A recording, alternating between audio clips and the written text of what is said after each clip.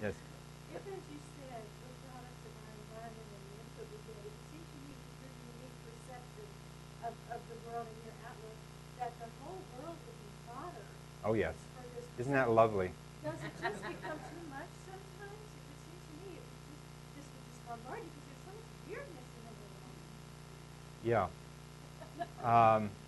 Well, to me, it's you know, it's happy making because you know, literature likes trouble. You know, literature. The philosopher Hegel once said that history's happy days are blank pages, and literature and the arts like trouble. You know, they actually, in a perverse kind of way, enjoy the fact that things are not perfect. You know, So and this revolution on the horizon is very welcome. But keep hearing about from the politicians.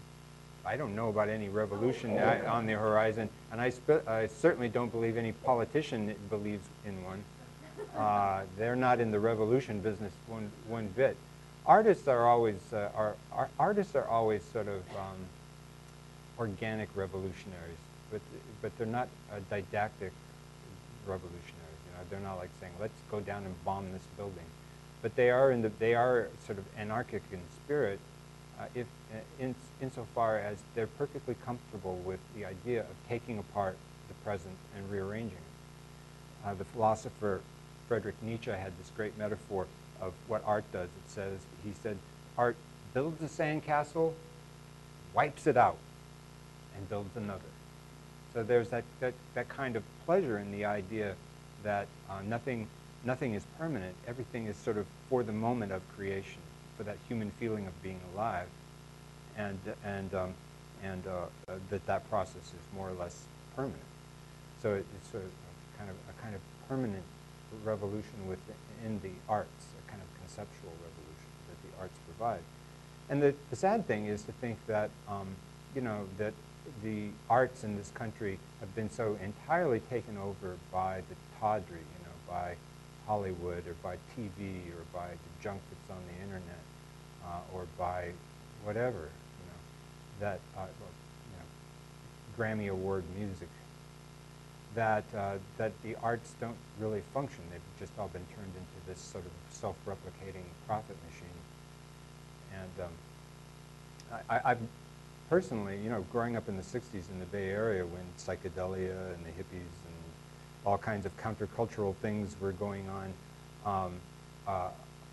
and also in sort of the larger cultural scene in the United States, with the number of writers and the excitement in books, the number of really important filmmakers and musicians that were going on at that time. I mean, the world just seemed like infinitely rich in art at that time, and in a way that it doesn't to me now. But that could be just me turning into an old grouch. And it happens. Curmudgeon. Lots of people call me a curmudgeon, which I resent. Because I'm not interested in being a curmudgeon, I'm interested in actually being as lively and playful as I can be.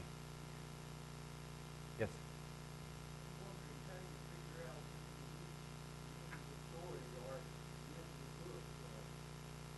Yeah, no, that's a good question.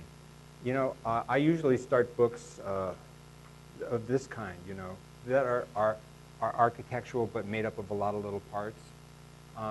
I always start these books, and when I'm in the middle of them, I always feel like I hope this never stops. You know, I just want this to go on because I'm having so much fun making this up. But at a certain point, you know, and it's kind of an intuitive point, I have to say, crap, I'm done. You know, I don't have any more ideas, and everything sort of has a place, and the whole thing looks pretty much finished to me, so I must be done.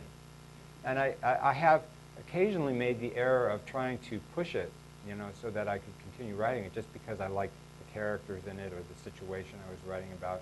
And those are always disasters, and I always have to go back and throw them away.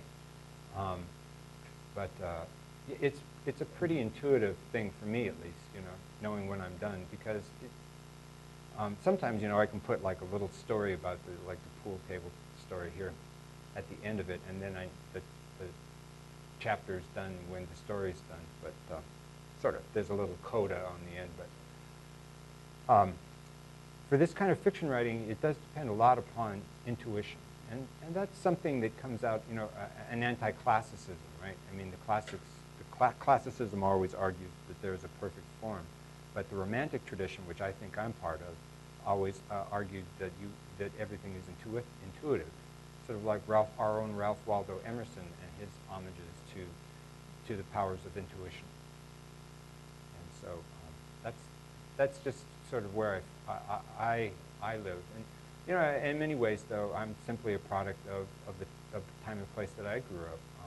I grew up in the 1960s in the San Francisco Bay Area, and I fell in love with hippies and psychedelia, and so I sort of kept on that line, you know, and I still like the playfulness and the sense of being alive that moment in time provided, especially for some, you know, for a kid from the suburbs who was just as narrow and bland and unknowing and limited as he could possibly be. To me, that just looked like the world exploded in a way that was completely intoxicating.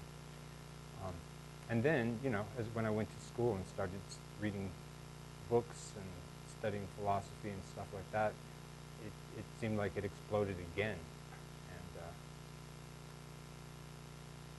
so in some ways, I write for myself, you know, for that boy, you know, and wanting to give other people an opportunity to see things suddenly, you know, because to read a novel, usually you read a novel and you kind of know what's going to happen. Oh, this is a mystery novel, or this is that kind of novel, or that kind of novel. But if you read a novel like this one, you go, okay, something happened here. I'm not sure what it was.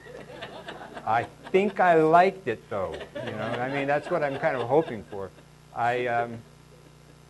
Because that's how I was, you know, when I was a kid, and I was discovering postmodern fiction writers like Donald Barthelme, and discovering, you know, hippie music or whatever it was, or discovering classical music when I went to San Francisco and listened to Mahler symphonies and things like that. It was a way for me to discover that the world had these enormous potentialities that I had no idea of. And so I always write for people hoping, and work for people in other ways, hoping that I can make the world go boom for them, and they can sort of say, wow, I can think about things in a different way. And maybe that translates over into our life and into our culture when we build it. Boom.